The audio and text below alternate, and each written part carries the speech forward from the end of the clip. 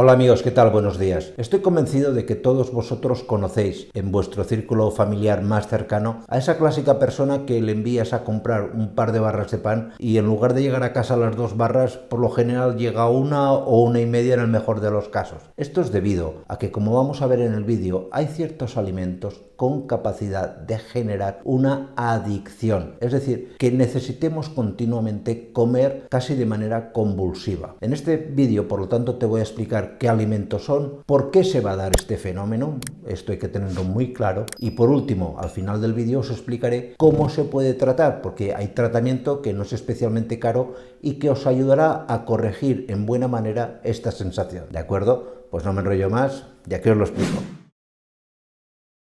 De entrada, os tengo que hablar, para explicar este fenómeno de la adicción a los alimentos, os tengo que hablar de unas sustancias conocidas con el nombre de endorfinas. Las endorfinas son unas hormonas naturales que produce nuestro propio organismo. Y estas hormonas tienen como función la de generarnos cierto grado de placer o cierto grado de bienestar después de haber hecho algún tipo de acción. Por ejemplo, las endorfinas se producen pues después de cuando estás enamorado, después de haber practicado sexo, después de haber comido, después de haber saciado tu sed, o por ejemplo también es muy común que se produzcan muchas endorfinas después de haber practicado muchísimo ejercicio. Tenéis que saber que estas endorfinas, y esto es importante, son sustancias muy similares a los opioides. De hecho, la estructura química de las endorfinas se parece mucho a la de la morfina. No solamente se parecen en el nombre, sino químicamente son muy similares. Por decirlo de alguna manera mala, ya sé que no es lo más correcto desde el punto de vista técnico, nuestro propio organismo nos genera nuestra propia droga de satisfacción, llamémoslo así, ¿de acuerdo? Ahora bien, hay ciertos alimentos, especialmente los alimentos ricos en gluten y los ricos en caseína, es decir, los lácteos, alimentos ricos en gluten, por ejemplo, todos los que lleven trigos o harinas de trigo en su composición, que el gluten y tanto la caseína como el gluten tienen altos niveles de un aminoácido conocido con el nombre de prolina. Estas proteínas, tanto el gluten como la caseína, son proteínas que cuando se van a digerir, a metabolizar en el intestino antes de absorberse, se transforman en unas sustancias conocidas como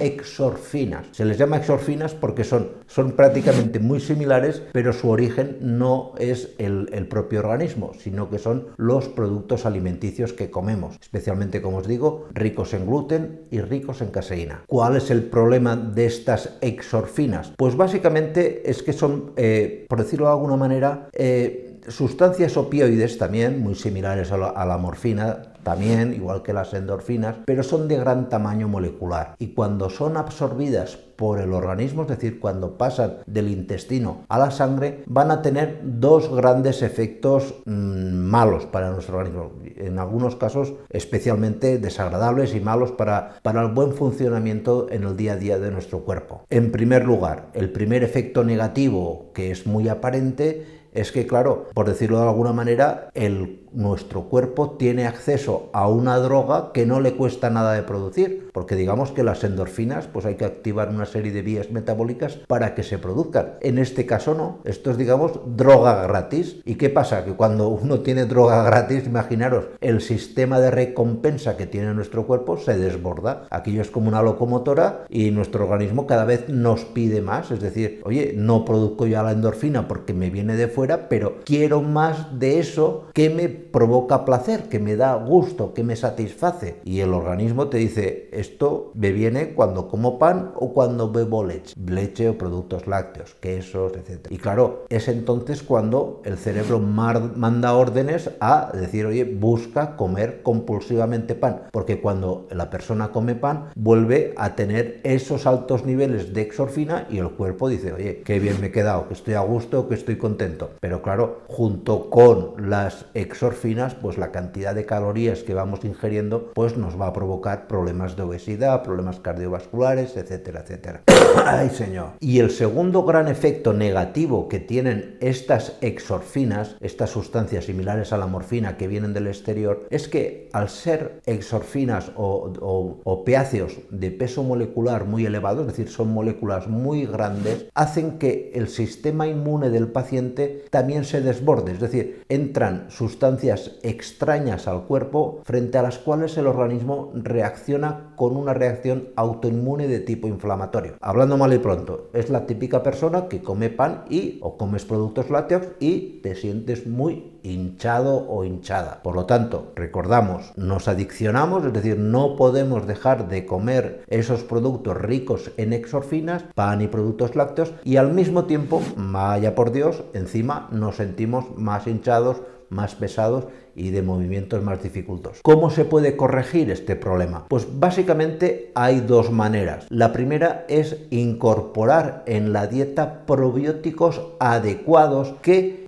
por decirlo de alguna manera, fermenten esa caseína y ese gluten en opiáceos o en opioides de peso molecular más pequeño, de manera que la reacción inflamatoria va a ser mucho menor y el efecto también de adicción a los alimentos se disminuya. Y la segunda manera de corregir este problema, os he dicho que la primera era con probióticos, la segunda va a ser tomar enzimas que nos ayuden a la digestión de estas exorfinas para que no se generen, para que no se produzcan estos opiáceos de peso molecular tan elevado y que van a tener como efectos secundarios el sentirnos más hinchados y que no podemos dejar de comer. Básicamente, el enzima que encontraréis que más se receta es la dipeptidilpeptidasa, conocida comercialmente, la manera, no vais a escribir dipeptidilpeptidasa porque lo escribiréis en Google y seguramente os faltará alguna palabra, pero si escribís en Google